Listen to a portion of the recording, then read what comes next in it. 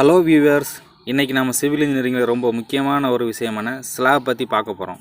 ஸ்லாப்னால் என்ன, அதில் என்னென்ன வகைகள் இருக்குது, ஸ்ட்ராங்கான பில்டிங்க்கு சரியான ரெயின்ஃபோர்ஸ்மெண்ட் எப்படி கொடுக்கணும், ஸ்பேஸிங் எப்படி இருக்கணும், அப்புறம் ஸ்லாப்பில் என்னென்ன லோட்ஸ்லாம் ஆக்ட் ஆகுது, எஃபெக்டிவ் டெப்த் எவ்வளவு கொடுக்கணும், லைவ் லோடு மதிப்பு எல்லாத்தையும் டீட்டெயிலாக பார்க்க போகிறோம். வாங்க வீடியோக்குள்ளே போகலாம். ஃபஸ்ட்டு ஸ்லாபோட பேசிக் டெஃபினேஷன் பார்க்கலாம். ஸ்லாப் என்பது சிவில் இன்ஜினியர் இருக்கக்கூடிய ஒரு முக்கியமான ஸ்ட்ரக்சரல் எலமெண்ட். இதோட ஃபங்க்ஷன் என்னென்னு பார்த்தீங்கன்னா, பில்டிங்கில் வெர்டிக்கல் ஆக்ட் ஆகக்கூடிய லோடு எல்லாத்தையுமே அப்படியே தாங்கி அதை ட்ரான்ஸ்ஃபர் பண்ணும். காலமுக்கும் பீமுக்கும் ட்ரான்ஸ்ஃபர் பண்ணி அதன் மூலமாக ஃபவுண்டேஷனுக்கு ட்ரான்ஸ்ஃபர் பண்ணி ஃபவுண்டேஷன்லேருந்து சாயிலுக்கு ட்ரான்ஸ்ஃபர் ஆகிரும். இப்படி பண்ணுறதுனால தான் அந்த பில்டிங் ரொம்பவுமே ஸ்டேபிளாக இருக்க முடியுது. ஸ்லாப்பில் ஆக்ட் ஆகக்கூடிய லோடை பற்றி தெரிஞ்சுக்கிறது ரொம்பவே முக்கியங்க. இதில் 2 வகையான லோடு இருக்குது. ஒன்று டெட் லோடு, இன்னொன்று லைவ் லோடு. டெட் லோடுங்கிறது அந்த ஸ்லாபோட செல்ஃப் வெயிட்டு, அப்புறம் அதில் ஃபிக்ஸ் பண்ணியிருக்கக்கூடிய திங்ஸோட வெயிட், அதாவது டைல்ஸ் போடுறது அந்த மாதிரி இதை சொல்லலாம். லைவ் லோடு அப்படிங்கிறது என்னென்னா மென்ஸ் அப்புறம் திங்ஸ், நம்ம நடமாடுறது, ஒரு சேரோ டேப்லோ யூஸ் பண்ணுறது, அந்த மாதிரி இதெல்லாம் நம்ம லைவ் லோடுன்னு சொல்லுவோம். இது இடத்துக்கு இடம் மாறும். ரெசிடென்ஷியல் பில்டிங்க்கு ஒவ்வொரு மாதிரியும், ஆஃபீஸ் பில்டிங்க்கு ஒரு மாதிரியும் மாறும். ஸோ இதற்கான மதிப்பு ஐஎஸ் கோட்லேயே நமக்கு கொடுத்துருக்காங்க. அதை டைப்ஸ் ஆஃப் ஸ்லாப்ஸ் பற்றி பார்க்கலாம். இதை ஸ்பேன் அடிப்படையில் 1 வே ஸ்லாப் அப்புறம் 2 வே ஸ்லாப்னு சொல்லுவாங்க.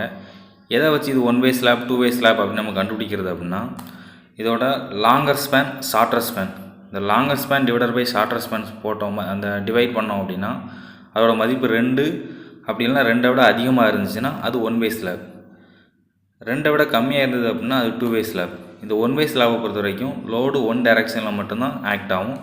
அது எந்த டைரக்ஷன் அப்படின்னு சொல்லி பார்த்தோம்னா ஷார்ட்டர் ஸ்பேன் டைரக்ஷன். ஸோ இங்கே ப்ரொவைட் பண்ணக்கூடிய ரெயின்ஃபோர்ஸ்மெண்ட், மெயின் ரெயின்ஃபோர்ஸ்மெண்ட் ஷார்ட்டர் ஸ்பேனில் தான் ப்ரொவைட் பண்ணணும். 2 வே ஸ்லாப்பில் பார்த்தோம் அப்படின்னா லோடு 2 டைரக்ஷன்லையுமே ஆக்ட் ஆகும். ஸோ 2 டைரக்ஷன்லையுமே நம்ம மெயின் ரெயின்ஃபோர்ஸ்மெண்ட் ப்ரொவைட் பண்ண வேண்டியிருக்கும்.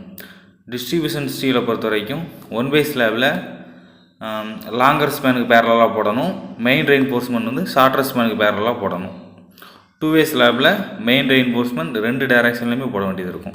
அடுத்ததாக எஃபெக்டிவ் டெப்த்னா என்னன்னு சொல்லி பார்க்கலாம். எஃபெக்டிவ் டெப்த்துங்கிறது ஸ்லாபில் கம்ப்ரஷன் ஃபோர்ஸை தாங்கக்கூடிய காங்கிரீட்டோட டாப் சர்ஃபேஸ்லேருந்து டென்ஷன் ஃபோர்ஸை தாங்கக்கூடிய ஸ்டீலோட சென்டர் பாயிண்ட் வரைக்குள்ள திக்னஸ் தான் நம்ம எஃபெக்டிவ் டெப்த்துன்னு சொல்லுவோம். இந்த மதிப்பை சரியாக டிசைன் பண்ணால் மட்டும்தான் ஸ்லாபில் ஆக்ட் ஆகக்கூடிய லோடுனால அந்த ஸ்லாப் பெண்டிங் ஆகாமல் இருக்கும். ஸ்லாபோட ஓவரால் டெப்த் அப்படிங்கிறது ஸ்லாபோட டாப் சர்ஃபேஸ்லேருந்து பாட்டம் சர்ஃபேஸ் வரைக்கும் உள்ள திக்னஸ்ஸு. ஸோ இதுலேருந்து எஃபெக்டிவ் டெப்த் எப்படி கண்டுபிடிக்கலாம் அப்படின்னா, ஸ்லாபோட கிளியர் கவர் மற்றும் பார் டயாமீட்டரில் பாதி, இது ரெண்டையும் கூட்டி ஸ்லாபோட ஓவரால் டெப்த்லேருந்து கழித்தோம் அப்படின்னா அதுதான் எஃபெக்டிவ் டெப்த்து. இந்த கிளியர் கவர்னால் என்ன, அது எதுக்காக ஸ்லாபில் ப்ரொவைட் பண்ணுறோம்? கிளியர் கவருங்கிறது ஸ்டீலோட அவுட்டர் சர்ஃபேஸ்லேருந்து காங்கிரீட்டோட இன்னர் சர்ஃபேஸ் வரைக்கும் உள்ள டிஸ்டன்ஸை தான் கிளியர் கவர்னு சொல்லுவோம். இது எதுக்காக ப்ரொவைட் பண்ணுறோம் அப்படின்னா, ஃபயர்னாலேயோ இல்லை மழை காலங்களையோ அந்த ஸ்டீல் அரிப்பு ஏற்படாமல், அதாவது resistance of corrosion and fire.